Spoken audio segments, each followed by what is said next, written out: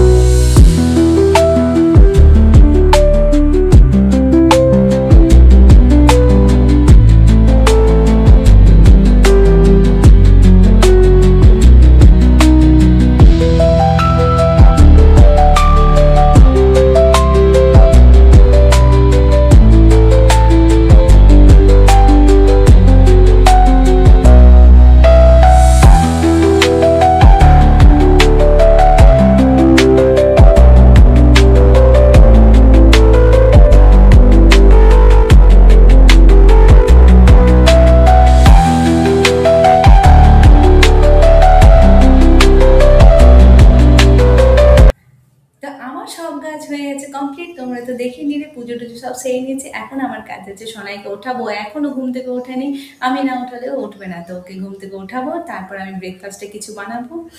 আর দুপুরে দেখি খাবারে কি বানাচ্ছে, কি আছে বাজারে। তো সবটাই পরে তোমার সাথে শেয়ার করছি। এখনকার মতো বাই।